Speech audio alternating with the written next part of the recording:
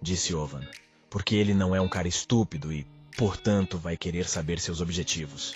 Como o motivo pelo qual criaram um nome falso para Ken, ou a relação entre a facção de Vincent e a Skull Guild. Por que razão continuam a ajudá-lo? Sabendo que a Guilda do Messias está por trás de tudo isso, que isso é apenas parte de um plano maior para eliminar a Guilda do Messias. É uma alegria ver uma pessoa pensante. Depois daquele gorila, Owen disse que mesmo que Ken matasse Ian, seria difícil entender suas verdadeiras intenções. Mas eles ainda precisavam pelo menos obter a confirmação se ele continuaria a cooperar com eles depois ou não. E na masmorra, vemos os restos mortais dos esqueletos dos soldados. Sentimos pena deles. Mas Yang mal conseguia segurar sua espada, e pensou que seu corpo estava ficando mais lento devido ao efeito do sangue envenenado. Ian estava gravemente ferido, e já estava com dificuldade para respirar, quando percebeu quantos esqueletos estavam à sua frente. O esqueleto atingiu Ian com tanta força que ele quebrou o chão abaixo dele. Enquanto tentava segurar o enorme esqueleto, outro menor correu até ele e desferiu vários golpes ao mesmo tempo. O sangue envenenado se espalhou por todo o seu corpo, e parece que agora chegaram tempos difíceis para Ian. Ian queria acertá-los novamente, mas eles já estavam desistindo. Ken, que como sempre está observando a batalha à distância, pensou que Yang se saiu bem contra 12 guerreiros esqueletos. Agora restam apenas 2. Tudo teria sido muito pior se ele não tivesse aumentado o número de guerreiros esqueletos com a ajuda de a Pedra da Maestria.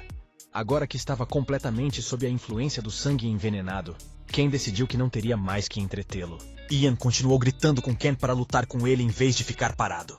Mesmo quando ele já estava deitado no chão, incapaz de ficar de pé, ele continuou a ordenar que Ken lutasse com ele. Com a mão trêmula, ele disse que ainda tinha forças para lutar contra ele. Mas um segundo depois, sua mão cai e Ian morre, e assim chegou o fim para um dos cavaleiros da Távola Redonda. O enviado do submundo sorri com a vitória fácil de Ken. O enviado do submundo compartilhando um pouco de sua influência com ele. Agora o colar de Gawain pertence a Ken. Item que pertenceu a Gawain, um dos cavaleiros da Távola Redonda, contém a Bênção do Sol. Ken disse que este foi seu primeiro item que pertenceu ao Cavaleiro da Távola Redonda. Se for alguém como Ian, ele definitivamente se mostrará, disse Ken, ativando o olho de Anubis. Ian e Simon aparecem na nossa frente, que diz que aposta que não foi fácil chegar até aqui com seu cérebro. Ele disse que é claro que se referia a seus subordinados, não a ele. Ian disse que se Simon é um cão de caça, então ele deveria apenas latir. Yang disse que como estava indo em direção ao mestre, dessa vez o deixaria ir, mas na próxima vez que o visse, ele quebraria a mandíbula. Simon apenas riu e disse que estava ansioso por isso. Yang entrou no escritório e fez uma reverência. Apresentou-se e disse que foi uma honra para ele conhecer o grande herói. Então vimos o rosto de Lei, que sentou e olhou para ele com um olhar arrogante. Quando Ken viu Lei, ficou muito zangado. Ele pensou que a Guilda do Messias não iria simplesmente deixar as coisas assim depois de saber que Yang havia morrido assim. Qualquer um que apoiasse as ambições de Lei em vez da justiça, Ken decidiu que os faria pagar por isso. E neste momento os jogadores estavam engajados na masmorra. Um dos jogadores disse que o cachorro de 2 cabeças não pode ser pego agindo precipitadamente. Eles decidiram atacá-lo juntos enquanto ele estava comendo, pois assim poderiam pegá-lo sem perdas. Mas naquele momento todos receberam mensagens de que o cachorro de 2 cabeças havia sido derrotado. A masmorra foi limpa. Você não precisa adivinhar quem matou o cachorro. Ken saiu calmamente pelo portão da masmorra. Quando ele se aproximou de seu carro, Locke já estava parado ali, que o cumprimentou assim que viu Ken. Ken perguntou o que Locke estava fazendo aqui, e Locke disse que estava fazendo algumas tarefas, e veio aqui porque ouviu algo interessante. Locke pegou o envelope e disse que precisava lhe dar algo, e resolveu conversar no caminho.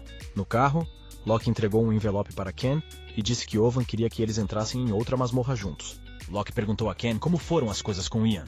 Ken já esperava por isso, que eles já tivessem descoberto quando ele abriu o envelope. A julgar pelas memórias de Ian, ele entrou na masmorra com um nome falso, o que significa que Owen sabia por que ele pediu uma identidade falsa, e concordou mesmo assim. Locke perguntou se ele lutou com ele na masmorra. Não foi, e como ele era. Sem pensar 2 vezes, Ken disse que Yang era muito mais forte que Locke. Locke é fácil de ficar com raiva, e desta vez ele também ficou com raiva, e disse que Ken, em vez de trabalhar, mede o nível de força dos outros jogadores, e perguntou como ele deveria saber sobre suas reais habilidades, e talvez ele devesse mostrar a ele suas reais forças. Ken disse que Yang encontrou 12 esqueletos e matou 10 deles sozinho. E se Locke quiser mostrar suas verdadeiras habilidades, então ele pode simplesmente perguntar e ele providenciará tudo. Locke imediatamente desanimou e disse que um homem de verdade não deveria se gabar de sua força, e decidiu passar para as coisas realmente importantes.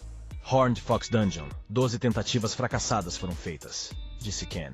Locke decidiu pular a explicação já que Ken já sabia de tudo. Deveria ser óbvio.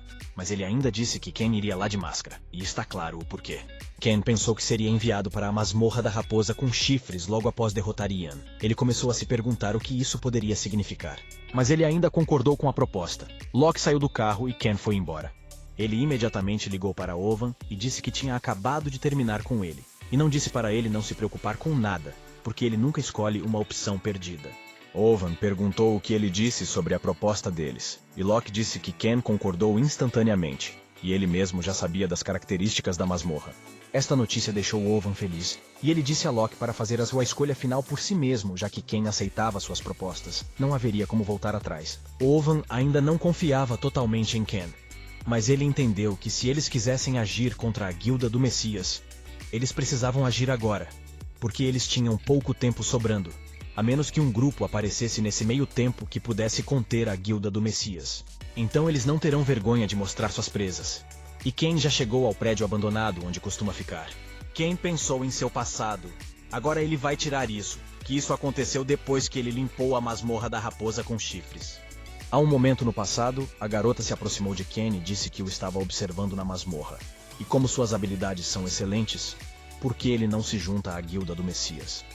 Mas Ken disse que se quisessem recrutá-lo, deveriam dizer ao seu mestre para fazer isso pessoalmente. E naquele momento, um homem saiu do carro. Ele disse que gostou da ousadia de Ken e que eles precisavam dele para ajudá-los a limpar o mundo. Primeiro encontro com Lei quando ele pediu para ser seu aliado. Ken recebeu uma mensagem informando que havia sido aceito na masmorra e escreveu para ele não se esquecer de mostrar suas habilidades. Assim como Ken havia pensado antes, ele tinha certeza de que os caras da Guilda do Messias também estariam lá. Ken decidiu mostrar suas habilidades de uma forma que deixaria seus cabelos em pé. Ele estará muito ocupado. Para terminar os preparativos a tempo, tirou do inventário a pele de uma cobra-agulha. Mas como ele já havia concluído esta masmorra, seria a plataforma perfeita para se exibir. No estádio esportivo, os jogadores se reuniram. Ken e Locke também estavam mascarados. Foi anunciado que a entrada da masmorra seria aberta em breve. E Ken perguntou a Locke se ele estava pronto, ao que Locke respondeu com confiança, sempre pronto. Locke disse que ele era o mesmo cara que conquistou a masmorra da cobra-agulha enquanto todos pensavam que era impossível. Ele disse com segurança que a masmorra era como pedaços de bolo para ele. Já na masmorra, o herói Locke disse que muito provavelmente não conseguiria comer esse pedaço porque estava congelado. Os jogadores foram instruídos a trocar suas roupas por roupas de inverno e a serem mais ativos, especialmente magos com pouca saúde. Enquanto a menina falava sobre a importância de se cuidar para não incomodar os outros, Locke tremia como uma folha ao vento. Ken pensou que essa garota sabia do que estava falando, porque às vezes as condições naturais são piores que os monstros. E o pobre Locke pensou como um tanque desses poderia ser tão frio. Ken virou-se para Locke e disse-lhe para segui-lo. Eles fugiram e Locke perguntou se seria melhor para eles se mudarem com a Guilda do Messias agora. Agir de forma independente em tais condições climáticas poderia ser perigoso. E Ken riu dele e perguntou se ele era um daqueles que não conseguia usar a força no frio. Ao ouvir isso, ele imediatamente ficou com raiva. Como é fácil irritar Locke. Ele se endireitou e disse que seu apelido era o urso pardo siberiano. E essa temperatura era como uma leve brisa. Ken disse ótimo, porque ele deveria saber. Esta masmorra será mais difícil do que a masmorra da cobra-agulha. Ken sabe o que pressionar para fazê-lo agir. A confiança desapareceu. E com a voz trêmula, Locke perguntou o quão difícil seria. Ken está usando o colar de Gawain. Ele sente calor no frio. Ele também colocou a máscara do ceifador e pode se conectar com os monstros invocados. Ken disse a Locke que eles deveriam seguir em frente. Locke perguntou a Ken qual era seu plano para esta masmorra, já que era uma masmorra de sobrevivência, se ele iria construir uma fortaleza como da última vez. Mas Ken disse que isso não era necessário, e Locke ficou feliz porque desta vez não haveria trabalho manual. Ken convocou seus soldados esqueletos e, em vez dos esqueletos fofos, um enorme esqueleto assustador apareceu. Locke perguntou por que todos os esqueletos estavam tão bem vestidos. Ele disse que já que gastou dinheiro em uma armadura, poderia muito bem tentar. Mas então Locke percebeu que era a pele de uma cobra-agulha. Locke começou a gritar que apesar de ambos trabalharem duro, ele pegou toda a pele da cobra-agulha para si. Ele achava que fazer uma armadura sozinho custa uma fortuna, e ele tem todos os esqueletos nestas.